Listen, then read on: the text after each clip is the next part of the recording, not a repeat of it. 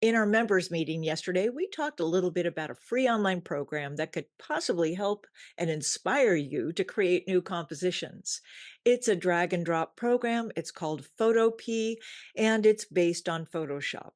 So basically, you just drag an image into it and you can rearrange it the way you like. And then I think it'll inspire you. It inspires me. So let's take a look. The free online program is called Photopea. It's not an application, it's online software, and you don't have to download anything. It's basically like Photoshop, but you don't have a monthly fee.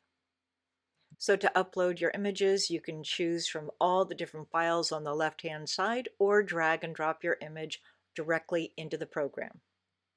And if you want to add another element to your composition, simply drag and drop that in too. Then in the upper left-hand corner, go to the lasso and then click the small arrow in the corner and drop down to magnetic lasso. Then touch and select as you go around the image that you want to cut out. Close the loop, click, and then copy and paste. Now on my computer, if I go Command C, that's copy, and if I go Command V, that's paste. Now if you look at the lower right-hand side, you'll see the layers that you're creating, and if the eye is open, the layer shows, and if you click it and close it, then it disappears. Then use your arrow to move the images around. Now let's say that you want to put some of those sunflowers in front of the pumpkin. Go ahead and click the background layer.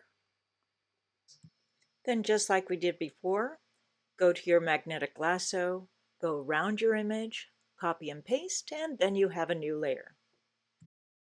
Then to put your flowers in front or behind the pumpkin, simply go to your layers on the right-hand side and drag that layer that you want in front up to the top. And if you have any extra bits and pieces that you don't want, go back to the magnetic lasso, go around the image, and delete it. If at any point you really like your composition, before you continue experimenting, you may want to take a photo or a screenshot.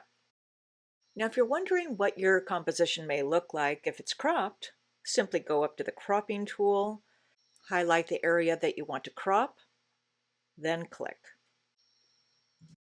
Now, I hope you enjoyed this little lesson. So until next time, have fun and happy painting.